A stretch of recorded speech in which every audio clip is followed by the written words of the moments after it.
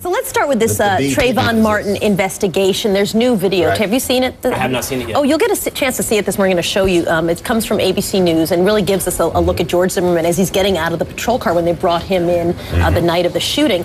And it was really fascinating, of course, because we've talked a lot about George Zimmerman and around George Zimmerman, and his friends have come up to talk about what he has said happened, but now to, I think, take a look at what he looks like on this videotape and also really try to match some of those descriptions that appear in the affidavit from police, and the friends and his father's description has been pretty amazing. Trayvon's mother spoke as well, and she said her reaction to seeing this videotape was pretty amazing. Take a look. This video is the icing on the cake. This is not the first part of evidence that they have had. They have had the 911 tapes, and they have also had witnesses. This is in addition to what the Sanford Police Department already has. This video is clear evidence that there is some problem with this case and that he needs to be arrested. It has been interesting how slow it has been to get all. I mean, it's been a month since Trayvon was shot, and now this is the first time that we're really seeing through ABC News this videotape. Well, one of the things that came out that people made the argument from the outset is, okay, you chose not to arrest him. So did the investigation end? Because there are other people, there are other witnesses who said that they felt that it was Trayvon who was screaming as well. And so it is as if the Sanford Police Department did not truly do a full investigation. The parents from day one has said, you know, we want justice, we want a full investigation. They simply didn't get it. The pressure brought to bear has made all of this possible. George Zimmerman's father is talking for the first time on camera as well, and CNN's Martin Savage is in Sanford, Florida, with more on what he is saying. Good morning, Martin. Morning, Soledad. Yeah, what's interesting in this conversation, first of all, is that Robert Zimmerman, of course, is speaking out on his son's behalf.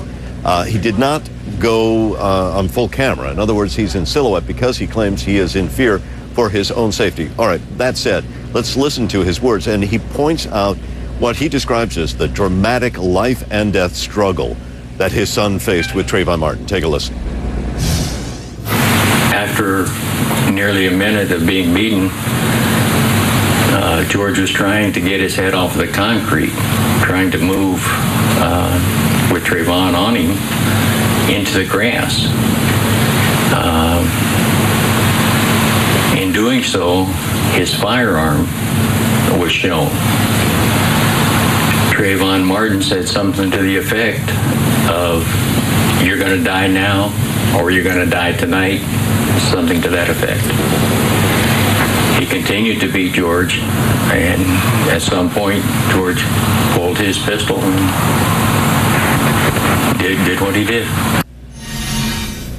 Two quick things, Soledad. Number one, Robert Zimmerman was not there. He is, of course, recounting the words, the storyline that his son has told him. The other thing there about the firing of the weapon, there have been some storylines that had suggested there was a fight over the gun, and maybe that the gun went off during that struggle. The father does not portray that at all. He says, no, George Zimmerman made a clear and conscious decision. He pulled out the gun and he fired it. I think he's also saying, again, if he's repeating his son's words, he's saying that that weapon was concealed the entire time, right? Because then he says at some point in the scuffle, the gun is revealed. So he's saying that gun was concealed up to that moment. And he also says that Trayvon Martin was smashing his son, George Zimmerman's, head against concrete for well over a minute. If it happened first with a minute, then the gun is revealed. Then he goes back to bashing George's head onto concrete. When we look at this videotape of George Zimmerman coming out of the police cruiser, it's interesting to me to see a couple of things. One, how George Zimmerman is sort of walking and not particularly being assisted by police officers in any way. And two, there are some freeze frames that we have, Martin, of his face and his back. And again, it's not 100% clear, so I wouldn't sort of go on the record saying exactly what I'm seeing, but he certainly is not gushing blood and he's not been wrapped in a bandage. This is after the fire department, paramedics have taken a look at him and helped clean him up a little bit. Or what do you make of this videotape, Martin?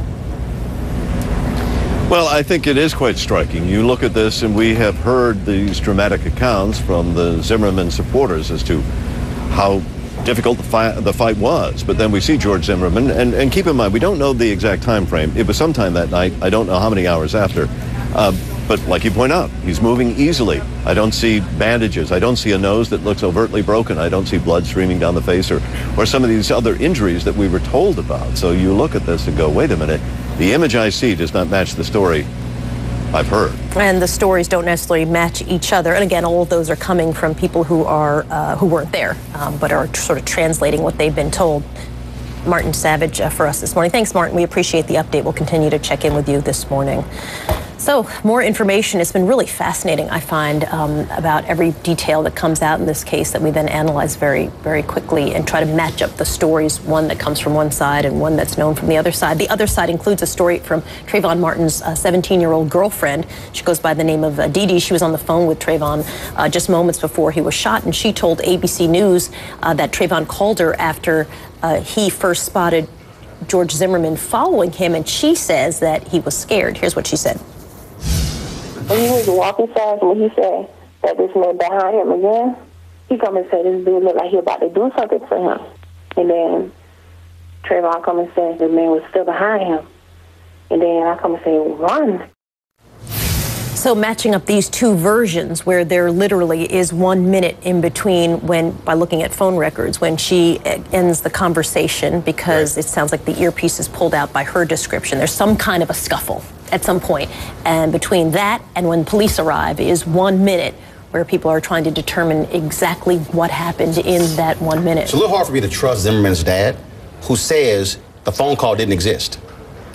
Zimmerman's dad said, Trayvon wasn't on the phone with his girlfriend. Mm-hmm. There are phone records that match time. So the dad, who is a judge, you would think after that's been established, he wouldn't sit here and insist that he wasn't on the phone when the facts are he was. And the fact that he's a judge, I think, will be coming into play in terms of questions about the propriety of the behavior of the Sanford Police Department. Well, I think there's going to be just lots of questions all around. And the T-shirt. He's wearing a light-colored T-shirt. If you'd been beaten to the extent that you were in fear of your life and your nose was broken, there are no bloodstains of any kind on it. He could have had his face cleaned up, but the white or the light-colored T-shirt is completely unmarked. In the police report, the affidavit from the Sanford Police Department, which I have here, they write, I could observe his back appeared to be wet and was covered in grass as if he'd been lying on his back on the ground. Zimmerman was also bleeding from the nose and the back of his head. So that is not only a report from his father and even friends, but this is also the official police report as well at this time. Yeah, I think you said it right. There are a lot of questions, and I think that should be our perspective. That's been the one I've been trying to push forward at times. There still are a lot of questions. There still is this mystery minute.